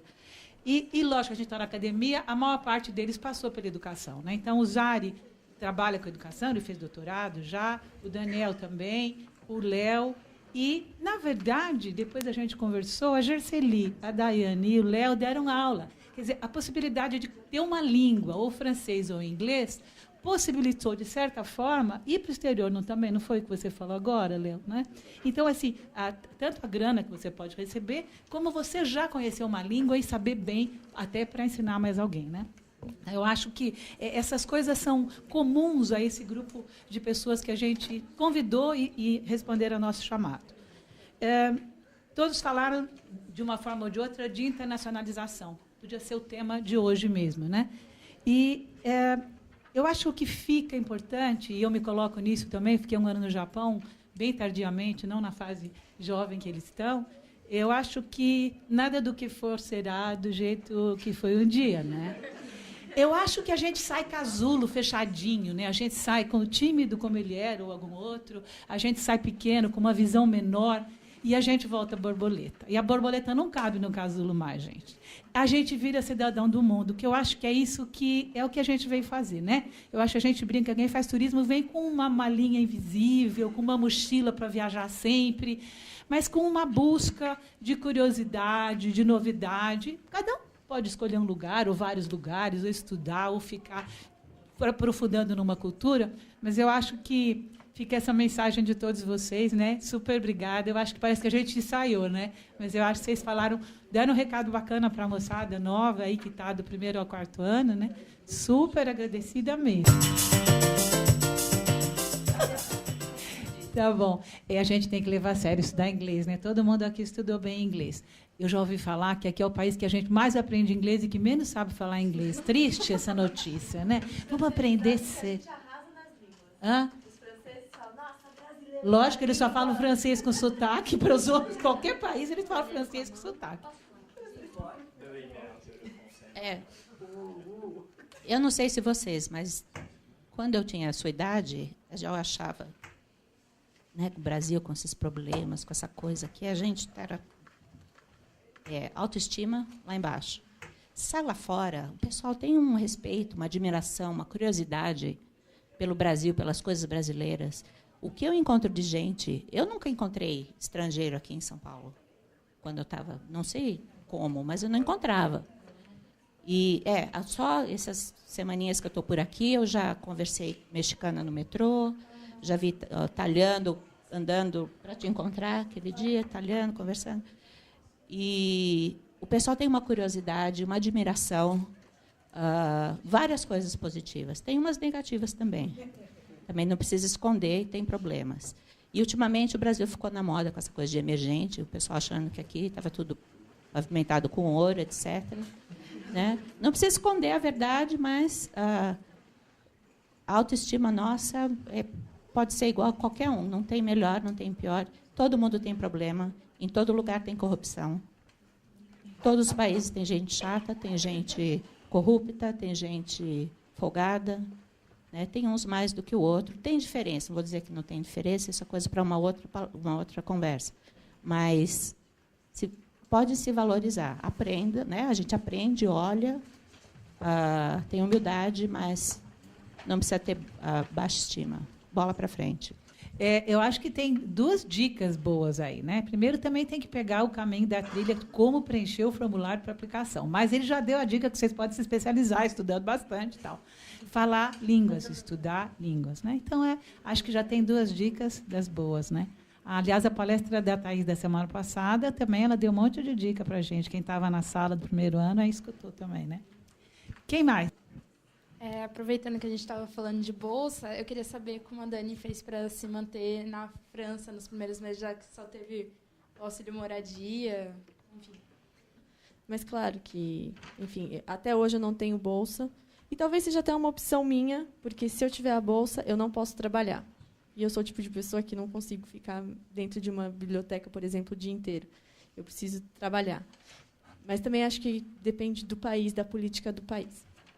Os meus primeiros 6 meses, ou seja, eu não tinha tempo de trabalhar, porque eu tinha aula em tempo integral, me mantive com dinheiro daqui.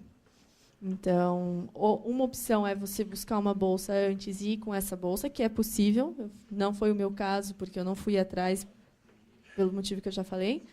Mas é possível ter uma bolsa e ir com essa bolsa. Depende muito da faculdade. A minha faculdade ela não dá muita bolsa. Tipo a gente, assim, sabe? É ao fundo. Né? Então, assim, depende de muitas coisas. Então, da minha experiência, eu me mantive com dinheiro meu daqui, economias, dinheiro de tudo que eu vendi. Mas aí, depois desse período, eu comecei a estagiar. O estágio é remunerado, pouco, determinado por lei, não é igual aqui no Brasil. Mas você tem, pelo menos, dinheiro para pagar o aluguel e comer. E depois desse período, agora com o doutorado, você pode trabalhar até 60% da carga horária francesa. Isso dá uma média de 21 horas por semana. Você pode trabalhar legalmente assim. Então, hoje eu trabalho para poder me manter lá. Mas, no começo, foi com dinheiro que eu levei daqui. Então, a questão de você poder trabalhar meio período te limita muito para o tipo de emprego que você encontra. Como em qualquer lugar, e lá na França, muito mais. Então, eu já era professora de línguas aqui, e é isso que eu estou fazendo lá atualmente, como trabalho principal. Mas você pode trabalhar com qualquer coisa, enfim. Só que, para você trabalhar com turismo, em um órgão mais legal, você precisa ter disponibilidade de tempo completo. Senão, eles simplesmente não te pegam. Isso é meio chato, mas, ao mesmo tempo, você pode trabalhar com projetos paralelos, que se você trabalha como freelancer ou qualquer outra coisa do tipo. Só uma pergunta. Quem daqui não é de São Paulo e mora em São Paulo para fazer faculdade? O São Paulo é uma cidade muito cara. Né? A gente um pouco se impressiona com o câmbio, ainda mais agora que o euro está 3,20. Mas, gente, se você vive em São Paulo, você vive em Paris, você vive em qualquer lugar. A cidade, uma refeição que você paga R$30 aqui, você não vai pagar 30 euros lá. Você vai pagar 8 euros, 10 euros. É claro que em Paris também você não vai morar na Champs-Élysées, perto da loja de bolsas do Léo. Mas eu acho que eu trabalhei muito também com a dificuldade dos estrangeiros que vêm para cá, esses que vêm para ficar um semestre, um ano, de conseguir moradia. E eles me falavam, não, mas São Paulo é mais caro que Paris. Eu falei assim, onde você mora? Eu moro nos Jardins, eu moro na Vila Madalena, eu moro em Pinheiros. Eu falei assim, se eu fosse morar na Champs-Élysées, eu ia gastar com certeza muito mais. E a vantagem, se eu estou falando em questão de Europa, eu não conheço muito bem as outras realidades, mas o transporte é muito bom. Então você não precisa morar num lugar super central. Você pode morar tipo na periferia do lugar, em pouquíssimo tempo você consegue chegar em qualquer lugar. Então, com certeza, você morando em bairros mais periféricos, você consegue pagar um valor que é mais ou menos o valor que se paga aqui em São Paulo. Então, não se assuste um pouco com essa questão cambial, porque o euro vale 3 e pouco, tudo vai ser 3 vezes mais caro. Não é, ainda mais hoje. E o Dani está falando isso, mas eu estou pensando, ele mencionou Paris, falando da França, que é o meu conhecimento maior. Gente, não existe só Paris. Eu não gosto de Paris. Então, assim, e Paris é caro. Paris, São Paulo, vocês vão gastar. Então, fala, nossa, não. Quando eu falo para as pessoas que o meu custo de vida lá é metade do que eu tinha aqui, convertendo, eles não acreditam. Mas é verdade. Então, o que o Dani está falando é de verdade. O custo de vida na Europa é mais baixo do que aqui. Não estou falando das grandes capitais. Mas eu moro em Toulouse, moro no Sudoeste, que é a quarta cidade da França. Veja bem. O custo de vida é muito baixo. Assim, eu poderia falar para vocês que o que eu pago de obrigações não chega a 500 euros por mês. Então, sabe? Dá. Assim, eu não sei, não tem dinheiro para ficar viajando todo final de semana, mas dá para viver tranquilo, com uma vida ok. E o transporte é muito bom. Se você não mora no centro, mas se você mora no centro, que é o meu caso, você faz tudo a pé. Enfim, em São Paulo, como a Débora estava falando, impossível. Só lembrar uma coisa, que algumas universidades elas permitem aí a contratação, né, temporária de vocês como tutores de algumas disciplinas. E os valores que algumas delas pagam é bem razoável. Eu recebia lá, para corrigir trabalho de outros alunos, $30 a hora. Quando eu era tutor e tinha que conduzir daí uma aula, que fosse uma aula de exercício, $120 a hora. Então, oportunidade tem. É uma questão de você ir atrás, de você descobrir. Obviamente que eu não consegui esses trabalhos logo que eu cheguei. Né? Mas aí você conhece um professor aqui, outro professor ali, começa a ver quais áreas são afins. Né? Devagarinho você chega lá, é só ter muita paciência mesmo e não desesperar. Eu quero saber, tem alguma pergunta, Débora, Karina? Tem? Vem cá. Na verdade, eu queria de novo mexer com a lembrança de vocês, que vocês contassem o primeiro dia de vocês na primeira viagem internacional que vocês fizeram. Eu acho que eu vou fechar. Tem alguma pergunta que não quer calar? Alguma pergunta que vocês querem fazer o mesmo agora? Professora, conta o seu primeiro dia também. É muito longe. Não é não. Eu estava pensando, mas acho que não era bem isso que eu queria falar. Mas, de toda forma, eu fui para a França levando um grupo. Eu nunca tinha ido para o exterior, eu levei um grupo enorme. Eu não vou contar o resto, né? E era um Instituto Europeu de Administração de Negócios, um INSEAD famosíssimo. Eles falavam francês, inglês e alemão a qualquer momento. Podia estar falando alemão, Débora. Aí eu não falava alemão, mas eu falei, me viro com francês e inglês. Eles começaram a falar, fiquei muda uma semana. Eu falava. Quando eu começava a processar em francês, falava em inglês, aí eu. Aí eu fiquei muda no gesto, assim. Eu falava com o grupo em português. E aí, quando as pessoas falavam, eu fazia uma explicação com gesto, que eu ia voltar depois, porque daí eu já estava no francês, aí vai no inglês de novo. Ou então alemão, que aí ferrava tudo de uma vez. Então, foi muito complicado. Aí depois... Mas o que eu queria dizer é bem isso. Eu estava querendo me referir agora, pensando nos meninos, até tentando fechar um pouco, e pensando na minha viagem do Japão, eu acho que a viagem e esse primeiro momento de estresse, sem dente, com o joelho ralado, sei lá, para o Paraguai, são vestibulares para ser cidadão do mundo, né? Eu acho que não é só em turismo que a gente vai querer ser cidadão do mundo. Eu acho que é o ideal de qualquer pessoa. Devia ser, ou é o meu, ou é o nosso, não sei. Cidadão do mundo, que é uma pessoa que pode viver bem em qualquer lugar, né? Que vai se despedir de preconceito, de estereótipo. Lógico que a gente estava falando disso hoje, né? A gente tem alguns preconceitos, mas a gente elimina esses preconceitos quando a gente tem contato com a verdadeira pessoa, que é aquilo que a gente pensava que ela era. E a gente também vai estar exposto. Né? Minimiza, até cessam muitos, né? Porque você fala, não é assim, né? E eu acho que, ao mesmo tempo que a gente é cidadão do mundo, é uma coisa gozada. Eu nunca fui bairrista, assim.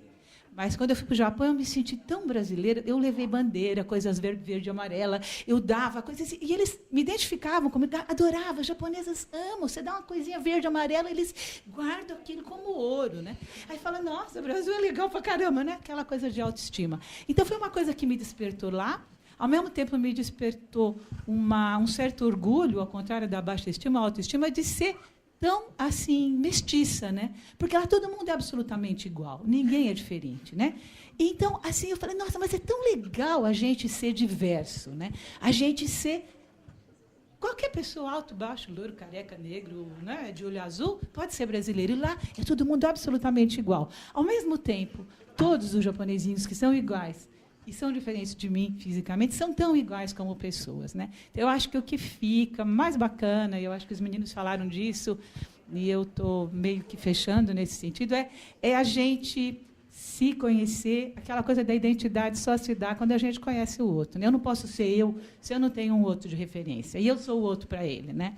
Então, eu acho que o ensino de hospitalidade, relações interpessoais, que são as disciplinas que eu gosto mais, está me mostrando que acho que essa é a nossa vivência, né? A coisa mais bacana não é do turismo de ser consumista, consumir espaços, paisagens e pessoas e lugares, e comer, e comprar e comer. É conhecer pessoas, né? É se conhecer e é trocar, né? Conhecer as identidades, a sua e a do outro, né? Acho que fica mais ou menos para mim essa mensagem, tá? Obrigada.